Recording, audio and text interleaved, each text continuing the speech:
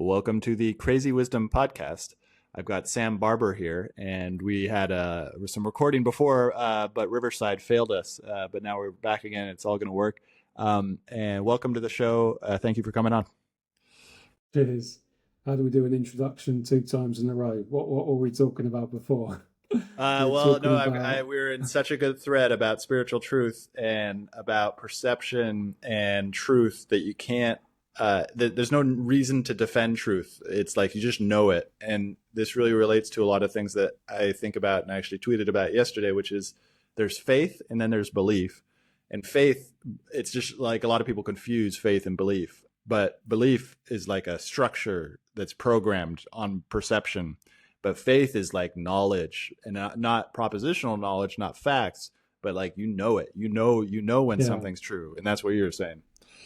I think also that is, and this isn't a dig towards any religion. Everyone's entitled to their own opinions, and this isn't me imposing my will on other people's beliefs. But I've always felt weird saying the word God, because it's used in so many wrong ways. And there is a difference, in my opinion, between contextualizing God, like a concept, like you were saying, which I think many religions do, at least some do. I won't say all. But then there is whatever God is. Let's say, if we don't use that word, the creator, if you don't believe that, the Big Bang created the world and something created the world. And I think and that's what I think the difference of faith and, did you use belief? Was faith and belief that you used? Yeah, so I see it as basically belief is propositional knowledge, a propositional knowledge structure based on our programming, based on who we are, based on who we identify as, and brilliant on the creator. I have the same thing. It's been such an interesting journey to reconnect with Christianity, not from the propositional belief way, but in the faith way, and how Christianity and the message of Jesus Christ fits. And the craziest thing maybe you can help me out with this. Craziest thing I'm going through right now is that as I engage more in dialogue with Christians and religions, the more I remember from earlier how the belief gets in the way between God. And like, I constantly have to remind myself that there's a lot of dogma that is attached to Christianity, and I don't need to involve myself with that dogma, but I can kind of, relate to people. And the biggest one is just like, a lot of Christians believe that if you relate with Buddha, or you relate with Advaita Vedanta, or you relate with these other wisdom structures, you're basically engaging with demons. Like, and it's so crazy, because it's like Buddha was not a demon. Like he was an enlightened being who came here to share enlightenment with us in the same way that Jesus came here to share salvation with us. And like, these are beautiful things, and we don't need to deny one and say one is a demon or other. But then there are demons, right? That's a good. Can you? What is your relationship to demon? What do you think about demons? How does that show up in your life? Well, I could give you many personal experiences on stuff like that many people would probably think I'm making up. But before we get onto that, what I think religious texts do, or anything that is written in word format, because it's very hard to contextualize something that is spiritual, because like, if you look at the map of consciousness for David Hawkins, for people that don't know, it's a scale that goes from 0 to 1,000, 1,000 being, at least this is how I interpret it, 1,000 being the highest possible vibrational frequency of consciousness that has existed from any living being on this planet, 0 being death. And what I think it means is the gateway to heaven is when you vibrate 200 or higher, and hell is 200 or below. And the material world fits very nicely within the 200 and below, and spirit goes beyond that. So when we contextualize something, we're putting it into a word form. It's always temporary, it's finite, it loses the essence of the thing that it's trying to actually explain. So what I always do when I read books, I don't take words as literal. I'm someone that more just feels something inside. I sometimes visualize things too, but I more just get a sense of the thing that I'm reading, and the message that it points to is kind of always the same thing.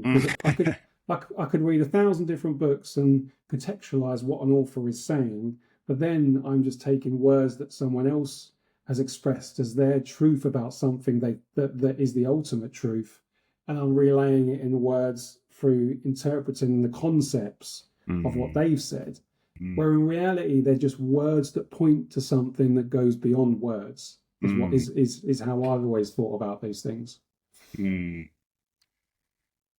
Definitely agree there. I like the way you're using contextualize, and there's the difference between content and contextualization, but it's so confusing, right? Because we have so many people on the planet, and if I'm still skeptical of putting a number on someone and their essence, but I think it's a good framework in the same way that I think astrology is a good framework, or all of the psychology frameworks are really good frameworks for understanding. But again, it's like if you treat them as the truth, you're missing the point. And so the number thing is really interesting because there's so many people on the planet. There's 7 billion people on the planet, and all of us have our own sort of essence, and we're all coming from different points of view. And some people completely deny it. This has been the hardest part about growing up in the San Francisco Bay Area, is that there we have a religion called scientism. And scientism, different from science is a sort of methodological process that attempts to get to propositional truth through experimentation and empirical knowledge, all of which I really love and I vibe with. Scientism is taking that and turning it into a belief structure, a solid form of belief structure, and then deciding what you want to engage on, and like kind of paying homage to science as if it were a religion. And one of the hardest things I've had to kind of remove myself from that thinking is just like how everyone there is doing it. And this is very clear with people who identify as rationalists. They believe that truth is rational. And in my experience, truth is not rational. It can be rational. And likely if you are engaging with truth, it's like rationality is a good tool. But it's very difficult to relate to people in scientism because they have a belief structure and it's unconscious belief structure.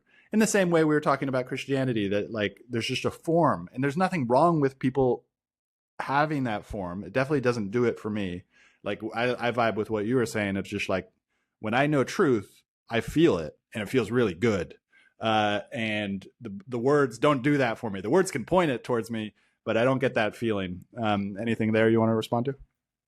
When I think of science and spirituality, the thing that I immediately think about is right and left brain. Yeah. Neither one is not better than the other, right? We're very much, the society is very much geared towards left brain feeling superior. Or that's at least what we're taught in school, because there is some right brain stuff, but it's art, it's music. It doesn't go into the realms of spirituality. It doesn't teach us to look beyond the words that we're told as the truth, because the educational system is, we're telling you what to learn. If you get the answer that we tell you is the right answer, we then say you're doing really good and you're intelligent. Yeah. I mean, that's not intelligence, that's memorizing.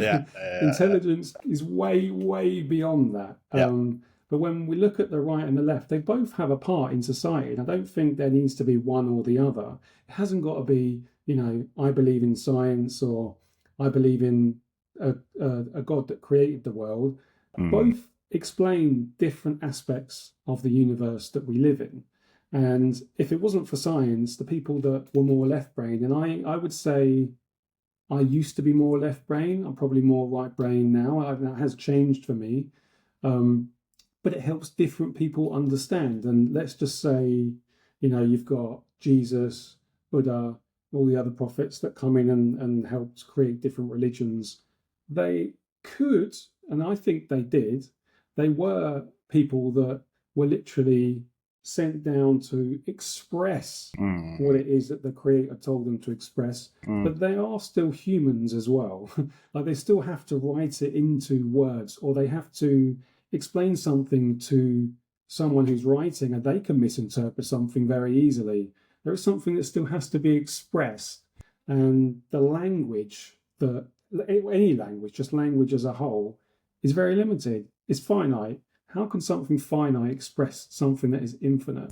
So I think that things were created with good intention, but I think over time, when you're talking about demons, I think that, whether you want to call it Satan, the Demiurge, I'm more inclined to call it the Demiurge than Satan. Satan's like a funny character that is in cartoons that makes it seem like a joke, and it's not real.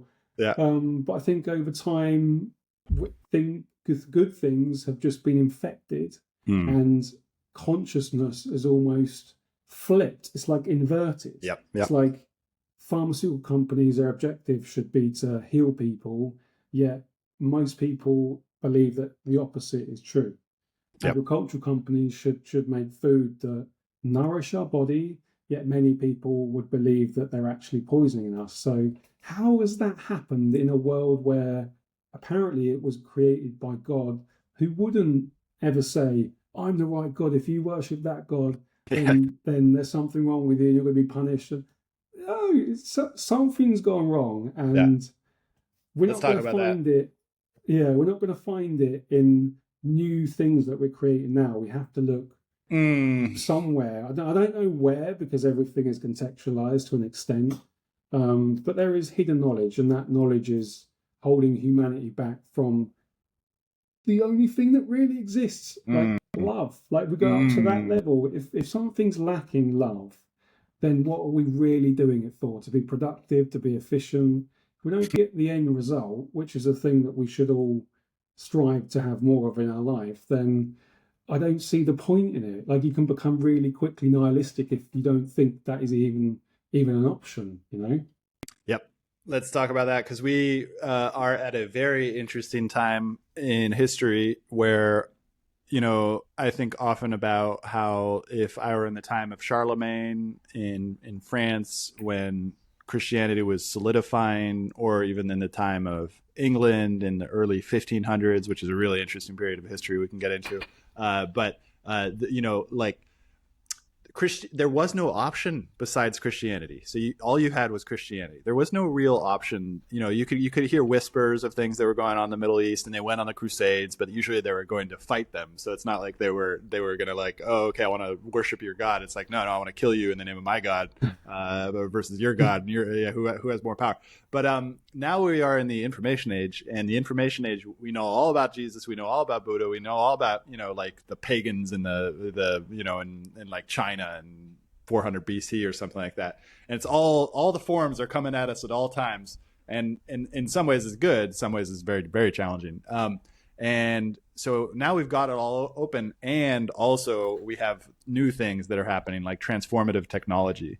And I think you're right in the sense that tradition holds a lot of the answers. Like, we can go back into the history, and like generally, if you want to get through the next 100 years and thrive, if you listen to Buddha and you listen to Jesus, you listen to all these other avatars, and you take that into your life, probably going to end up okay. But it's also kind of crazy, right? Because we have AI, we have all these new technologies that present new challenges, and you can't really be like, how do you recontextualize what Jesus said in relationship to this new AI that's coming down the pipeline? And the new AI can actually helps me recontextualize Jesus, but there's also like subtle errors. Anything in there that you've been finding, or how does it recontextualize for you? How do you use AI to do that? So it's a great question. I am using. So I've now built this system with spaced repetition, memorization, where I basically study various scriptures, and most of the scriptures are in there are from David Hawkins, Ramana Maharshi, Nisargadatta Maharaj, but I'm also getting a lot of New Testament stuff in there. And so I'll be reading this, and it's like what we were talking about is basically I focus on the feeling I get in the words, and that feels really good, and it helps me ground my day.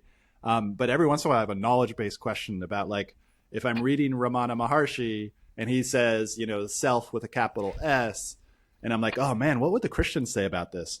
And so then I throw that quote and I ask, I ask AI, what would Catholics say about this? What would the Orthodox say about this? And what would the Protestants say about it? And sometimes I also say, what do the Gnostics say about it? The Christian Gnostics, because we have the Nag Hammadi Bible. And that allows me to recontextualize it. But I think there are subtle errors in there again, and we can talk about the subtle errors. Essentially, like, if you fully believe the AI, that's a really big problem. What do you think? I think that's a great way to do things. Do you do it to try and find faults in one religion, or do you try and find similarities? Like, what is your objective when you find something and then you ask to see how they interpret it in a different religion? I just asked myself that. Part of it is to engage in battles on the internet with various people. So that's part of it, the lesser important part. And the other part is just like figure out what is going on, like why. The biggest thing I've learned recently, and this relates to our conversation, is that a lot of the Advaita Vedanta stuff, a lot of even David Hawkins stuff, talks about that truth is impersonal, that if you ask yourself, who am I or what am I, there's not a person there waiting for you. Yeah, you got the form, you've got the identification layers, like I'm Stewart, I've got all these things. But when you get right down to it, there is no real person that could be walled off from the rest of reality. And Christians would disagree with this. They say that God is personal, that Jesus is God, and Jesus came for you, for me, for personal, like to save us. And I'm still, I don't know. I don't know how to fit those two things together, basically. Yeah, it's hard because without the real knowledge, we are limited to perception and making up our own belief. Yep. So I definitely can't tell you what the truth is, but there are when I was reading that book, the one that you recommended me, The Angelic Kingdom, it kept talking about the Course in Miracles. And I thought, I even Googled it. I was like, is there a Course in Miracles in Malaga? I thought it was like a course that you went to.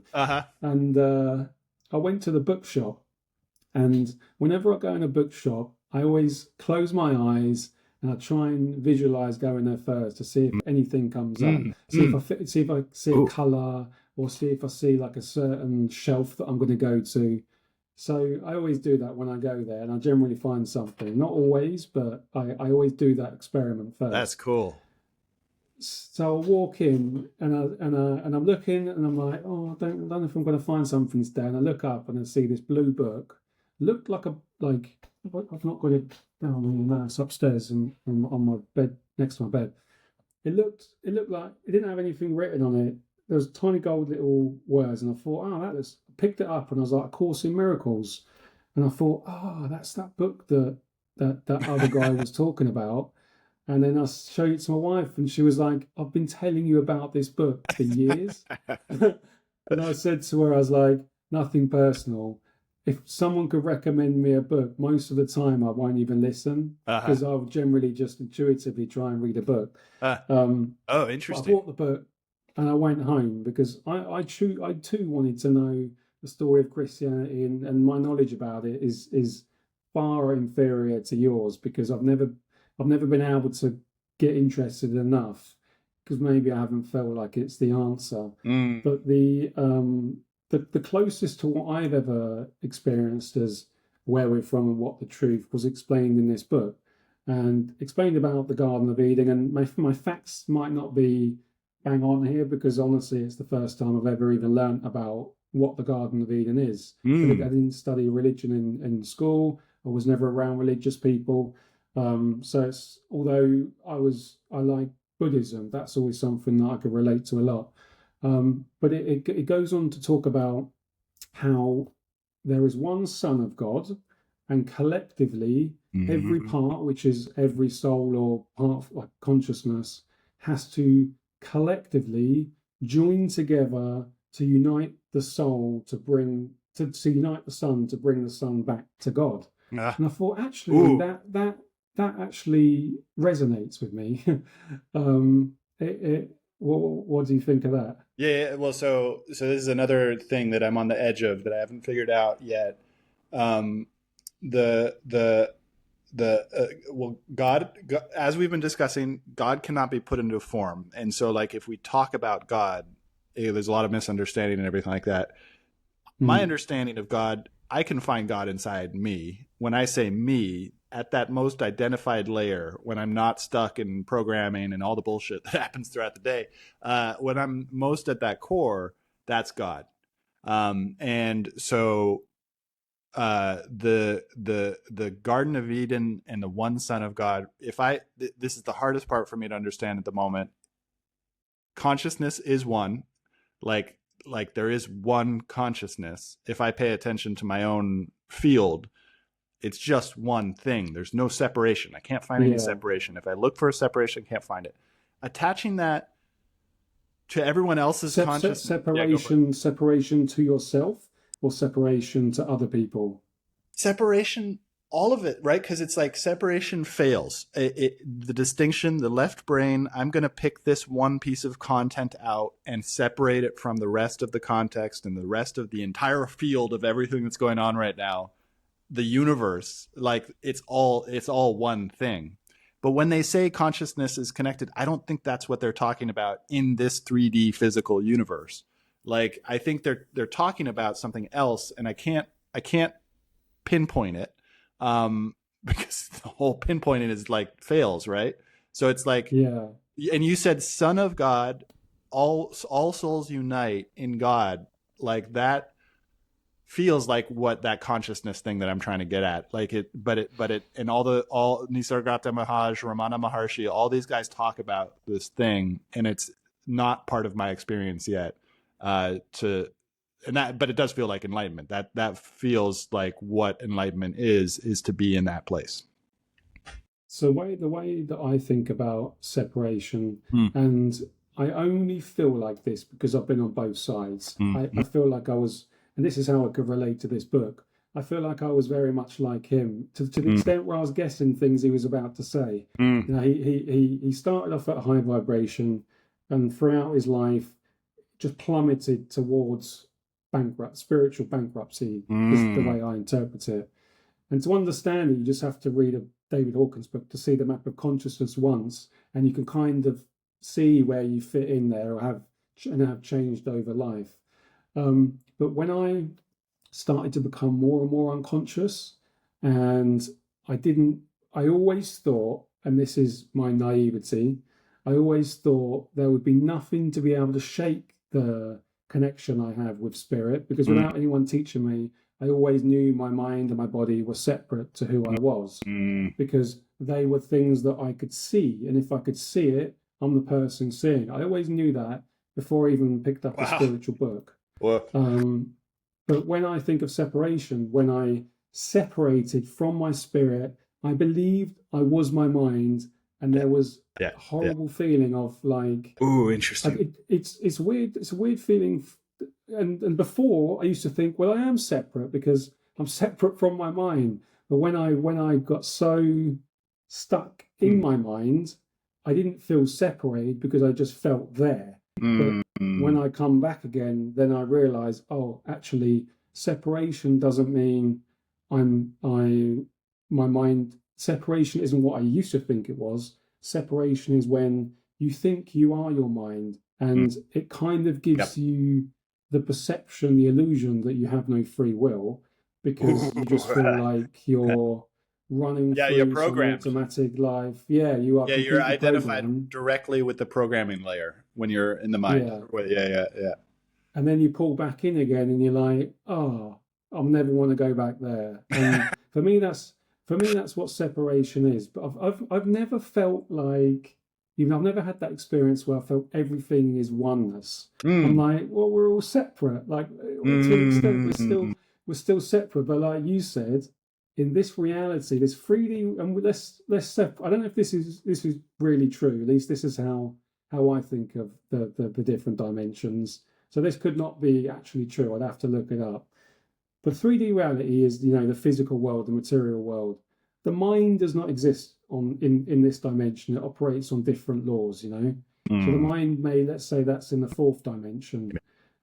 And then consciousness, the most simple thing in the world, the thing that, like you was explaining, you just feel yourself in your body, and it's beyond space and time, because you can see the mind dragging you in the past and in the future, which is an illusion. And you know that when you can see the mind, because you can see when it goes into the past and when it goes into the future. You can only see that if you feel whole inside. And what was the point I was going to make on that? Oh, I've lost my train of thought. No, I got a bunch of questions. I like the idea of mind as 4D. I'm going to go look that up. There's also, I'm becoming more aware of, a lot of times the spiritual teachers will talk about the astral body, the pain body. The pain body is Eckhart Tolle. Astral body, one of my counselors just brought it up a few days ago. He said a really interesting context, which is he's an astrologer, and previously had not been so drawn into astrology. Now I'm seeing it as a good framework. And he was talking about the eighth house, which is there's a wheel, and eighth house is like coming from separation back to death, and eighth house is getting closer to death. And so it deals with the sort of taboo and the like, that seedy underworld where death lies is just like but that's where life comes out too. And it's like a cycle, right? So it's like you can't get out of the physical cycle. Death?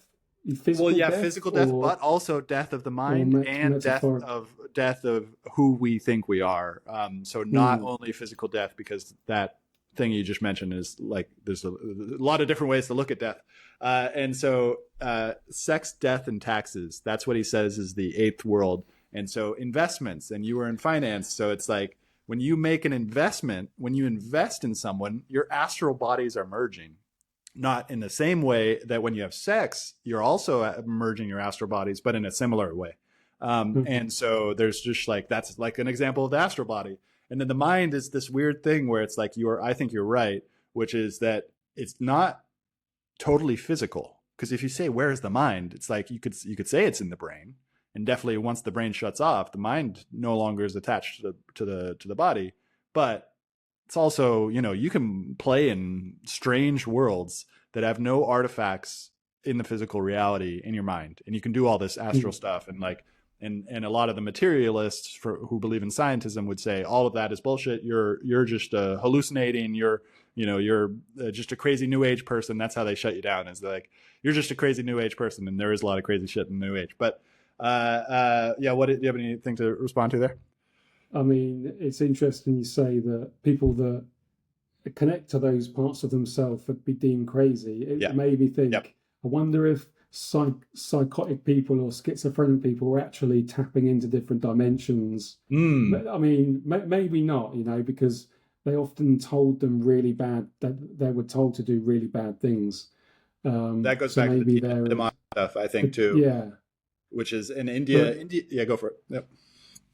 But the death thing is it's the reason I reached out to you, actually. Do you remember that we started speaking on Facebook that time, and I just had a really, really weird experience. And I guess to contextualize that experience, so I was walking my dog, and at this time I felt very blocked, like I couldn't cry, but I felt like I needed to, and I couldn't access those emotions because my prefrontal cortex was not online, and I could feel it. So it felt like a lot of tension here, and when I communicate now, for example, I need to access my feelings to be able to visualize the direction of where I'm going in my mind, to be able to express words that to me feel true. And at the time I couldn't do that, so I couldn't really speak. And for about a year I'd say like I was an involuntary mute. Like I very rarely spoke. I couldn't. I wanted to, but there was something in the way. And I was walking the dog, and there was no one around. Right, I just did my normal route, and I just got around the corner, and there's no way to contextualize this, but I'm going to try my best. I stopped, and it felt like my reality just shifted in a nanosecond. And I looked around and I felt an intense terror, like extreme amounts of fear that I had to face something that I didn't want to face. And I started to feel like I needed to cry. And I was obviously in the street and I was like, I need to get home, holding it in. As soon as I got through the front door, my wife and my kids were there. And I cried, like wailed like a 2-year-old. And all I kept saying to my wife was, I'm dying. And she said, shit, I need to get you to the hospital. I said, no, it's going to be fine. It's going to be fine. And I knew it was going to come because I'd been to see this psychic about a year before that. And it's something I've always been terrified of, because I had some weird experiences in my life. I didn't want to even believe there could be demons or evil that could lurk beyond things within my control. But at the time, someone just recommended me to go to this lady. I didn't even know what she did. I just thought, I'm just going to go there. If I knew, I wouldn't have gone, right? Yeah. And I walked in there, and it was a really dark, dingy place. And I'm sitting there, and I'm closing my eyes on the sofa, waiting for her to come. All I could picture in my mind, and I've never thought about this ever in my entire life. In Central America, you've got those big temples, and was it the Mayans? Yep. I think it was the Mayans, right? Aztecs, everyone. They were all doing temples. So they used to, rip people's hearts out and chop their heads off and sacrifice people for their gods. Clearly the devil. And I'm sitting there. I'm picturing myself in that time when a movie is playing in my mind of me doing all of those things. I'm not the same person, but I'm there and I'm picturing these things and I'm thinking, shit, I don't want to think about this. But then I'm like, just let go. Nice. This is an experience. What's the worst thing that can happen? I'm about to be next to someone that can help me. Let's just see what happens.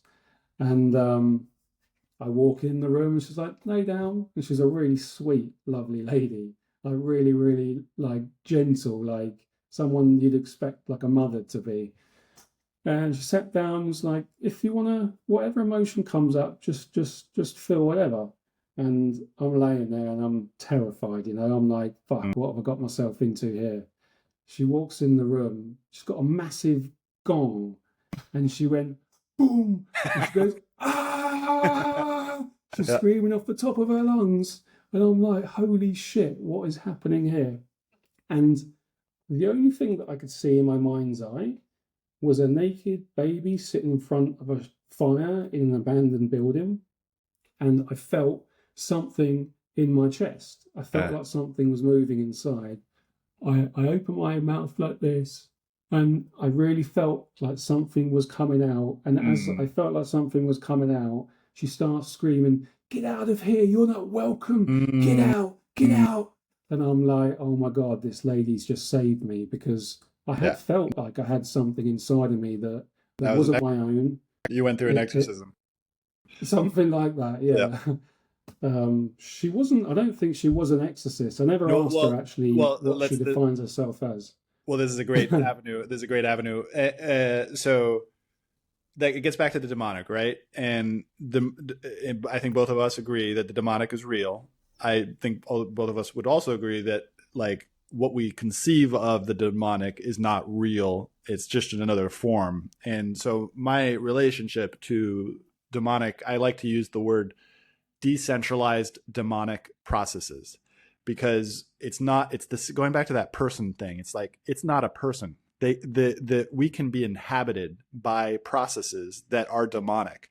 And there's, we don't have to do this from a religious angle. We can do it from a secularist angle. That's all of psychology, is basically taking religion and secularizing it under psychology, and saying instead of a demon, we can call it mental illness. So like there's no. When you say secularize it, what do you mean by that through the different religions? So going back to that scientism conversation, secularism and scientism are very, very similar. There's a really interesting thing about secularism, it really starts in the 1940s when the United States took over. And we in the United States have this freedom of speech and freedom of religion. A lot of people confuse that and say that that's secular, that the government can't be spiritual. It's not actually saying that, and this is something I got from David Hawkins, and I've gone and researched it, and this is true. In the Constitution, there's no place where it says there is no separation between, or there needs to be a separation between church and state. That was only written in a letter by Thomas Jefferson, who was very important for the Constitution, but it's not in the Constitution. In the Constitution, it says we are one nation under God. But what our government and our Constitution limits is the ability for the government to go in and say that the one particular religion is the state religion. And there's a lot of confusion. Most people in my country have no idea. It's a very, very niche thing that I just said. What that led to in the 1940s was secularism, which is there is a separation between church and state. And the French Revolution did a lot of this. So in that, I think, is where the demonic slips in, because it's not about you have to do this religion, you have to do that religion, you have to do this ritual, you have to do those things. It's like there is a higher power, and if you don't, and a higher power doesn't need to be really spiritual either. It's just like there is something higher than my ego. There is something that is more powerful than me. You can call it the universe. The universe is definitely larger than me. You can call it humanity. Like humanity is, you can say humanity is your largest, and this is what the humanists did. So that psychology comment was about how psychology basically really starting in the 1900s with Freud and a lot of other people who are brilliant. There's nothing I want to say bad about those guys. But what our societies did with those things in the 1940s and the 1950s opened the way for the demonic to basically sneak in through the Lucifer, like the inversion that you were talking about, like all these little details that are so subtle that most people miss, in my understanding. And so when I said that she was an exorcist, exorcism is usually from the Catholic Church. If somebody wants to go get an exorcism, they go to the Catholic Church. They go find a priest. But a psychic can do it. And all it is saying is all you're doing is denying the reality of the demonic. And that's what she did, was just like, out, get the fuck out of here. Like, you're not welcome here. And being really strong and resolute and saying, like, you have no dominion or authority over me. So, yeah. I mean, when I think about where the demonic comes from, I've never thought about it how you've explained it, but I like some of the stuff you said. I think, going back to the thing I was visualizing, back in those days where the Mayans used to sacrifice people, and they used to rip the hearts out of children, and people wanted to be sacrificed, apparently. Yep. I don't know if anyone would really want to do that. Yep. But they called it God. They were doing it for the gods. Yeah. Now, if you do a bit of research into people in positions of power, there seems to be this, sacrificial element towards Satanism. Like sacrificing, drinking people's blood. And I think I always ask myself, why the hell do they do it? Because clearly, even if you're the master, you're still subjecting yourself to somebody else. You're inflicting it to somebody else. And I think, why do they do it? And the thing that I think, and this is a crazy thought, there's nothing to prove this, and I don't think this is in any religious text. But what if this material world, the physical reality that we live in, or at least we are perceived to live in this physical reality, and it's real. Obviously it isn't, because 99.99% of it is beyond the five senses. What if it was created by the Demiurge to farm negative energy from humans, and the mind is used to perceptually entrap us to decrease the vibration, because it needs, like with the map of consciousness, and this is kind of like the law of attraction. If someone vibrates at, unconditional love 540, you attract the same people, because people below that are intolerable. And the people below that find you intolerable because they think you're making it up. So if the devil, if the Demiurge, the devil, whatever you want to call it, is the false reality, because God's the creator, he's a carbon copy, you can only steal God's creations. What if he created this false reality that exists in the same space? Well, it's not really in a space, different dimension.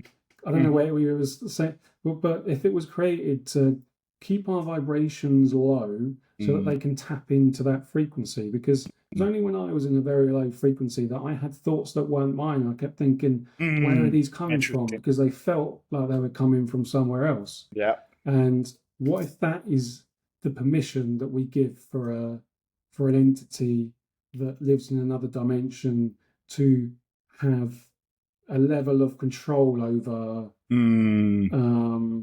our free will? That's not the word I'm thinking. Influence. Yeah, I would say it's influence. Yeah, influence. Yeah, that's it. Yeah. So yeah, brilliant point. And I would like to go into it because again, we reached a part where I'm trying to figure it out. We can go to Buddhism because a lot of what you just said, the Demiurge comes from Plato, I believe, and the Demiurge is like, it is before our notions of the devil and Christianity started to thing. And I have to go research. I'm pretty sure I've tried to research it before, but I think the Demiurge and devil are similar. I think the Christians just they were engaging a lot with what Plato said and what everyone else was saying. Now, Buddha and Advaita Vedanta often. So what you're talking, Demiurge is a Gnostic concept. Like it's a concept that the Gnostics come up with to say that we're entrapped. We're entrapped in this world, and they're right. There is truth to that. That like they're like we in this material world, we're very like the matter really sort of takes us and allows us to be influenced by things that are not in our best interest. Now, Buddha also talked about that. But they come at from a different part where they're like, the whole cycle, it's a reincarnation cycle. We're reincarnating, and there is no escape from that process. We in the West think of like, oh, I get another life. Oh, that's great. We can do one more ride at the carnival. But the Buddhists are like, no, man, this is like there is a higher plane of existence, a reality, and like this is not it. We are not with the devas. I think. Well, no, the devas are like they have their whole cosmology of sort of heaven and hell, and so the devas and the asuras are like, the asuras probably are the closest thing to the demiurge. Where they're just like battling it out, and the asuras are these like higher gods, but they're not all the way into enlightenment because they're still trapped in the suffering, and they still get reincarnated in this plane of existence. So they're not trapped, or they're not free. And that I think that really gets to it is freedom. It's like what we started this conversation with is how do we become free?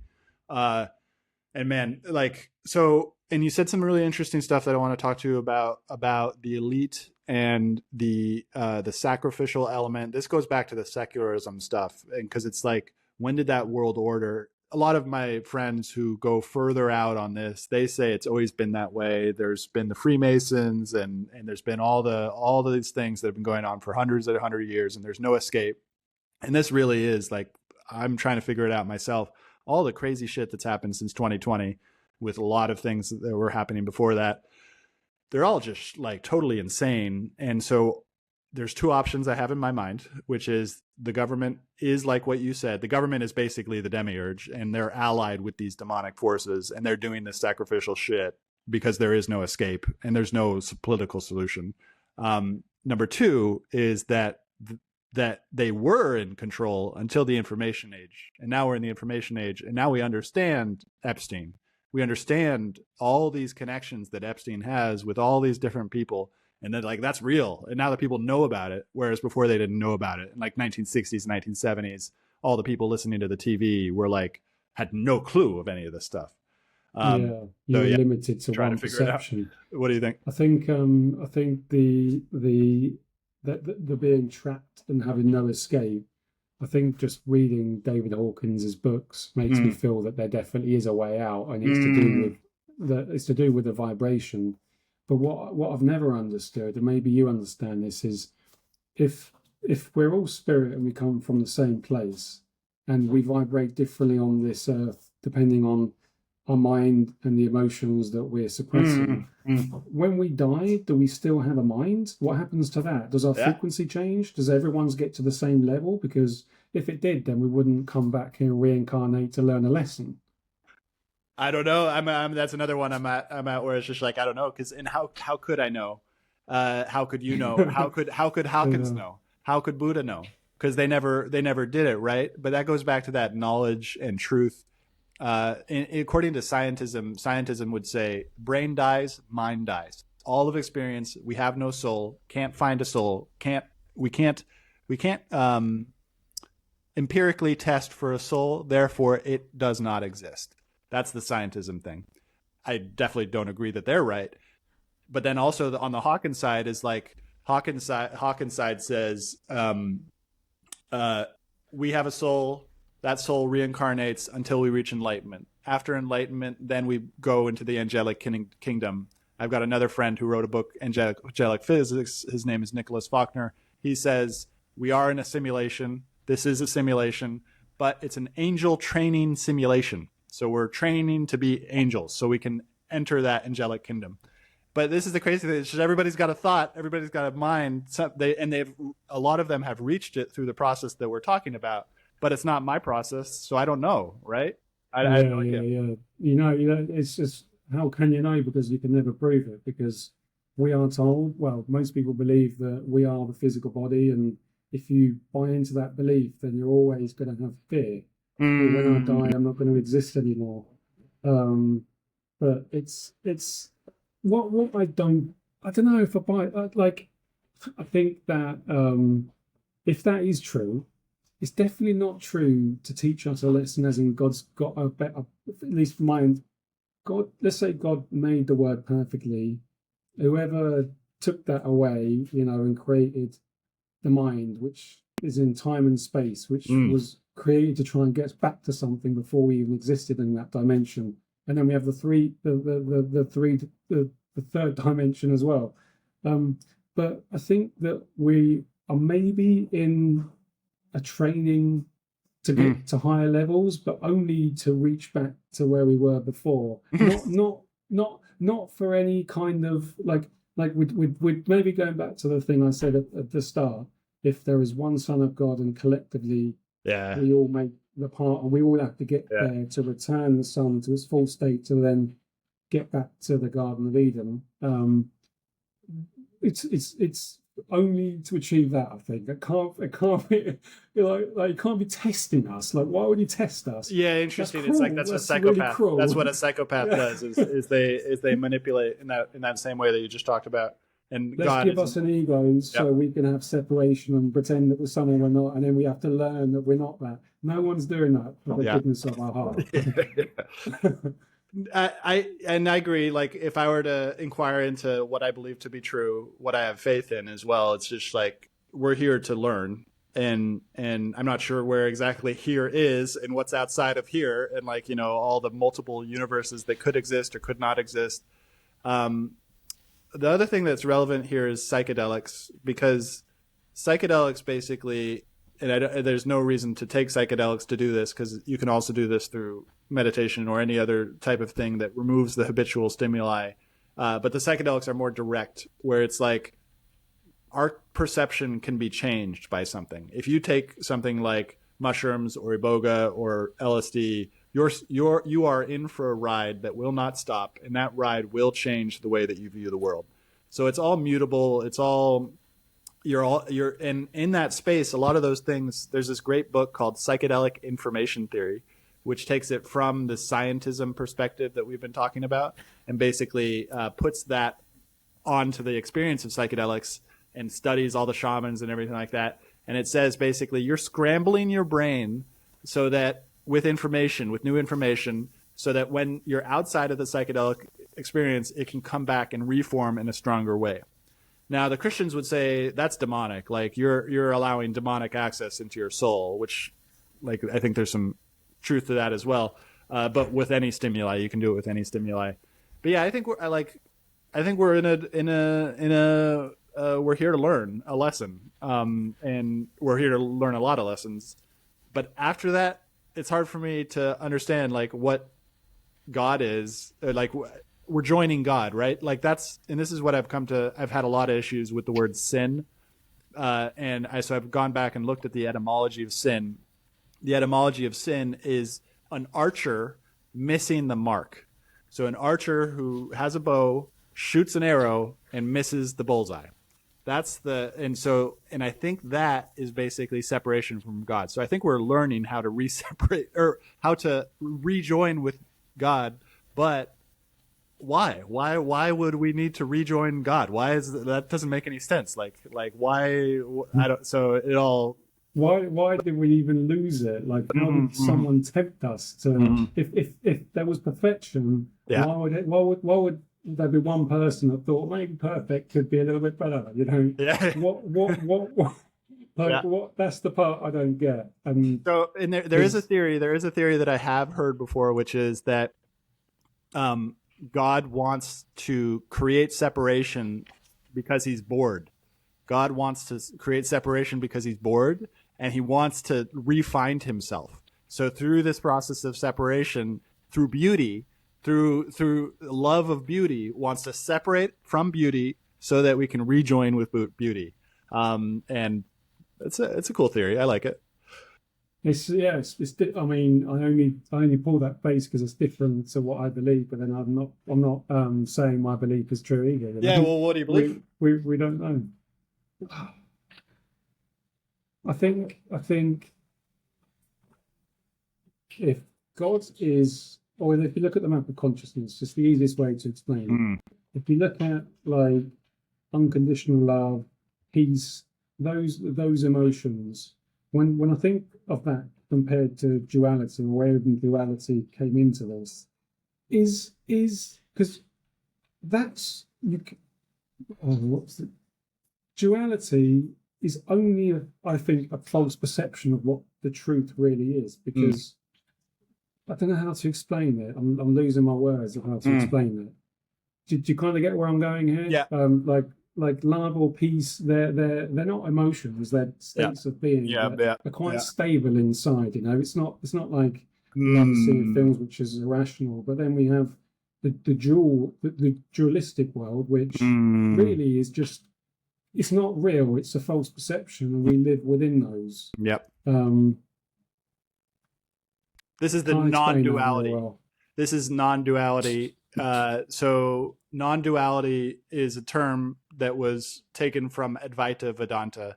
And Advaita Vedanta is an Indian tradition which says not one. Advaita Vedanta, no, I believe Vedanta is truth, and Advaita, means not, so not one truth. Or not one, but it also means not two. It's like the whole idea of multiplicity or separation. It's not one, but it's not two either. It's not like the numbers don't apply. And so this is again the edge where I still haven't gotten experience about it. I've only read about it, but I've also know from my own experience right now, going back to what we were talking about earlier, is that if right now I can create a word, I can look at myself and say, okay, I'm Stewart, and there's a bunch of languaging that involved there, but there's also the visual perception.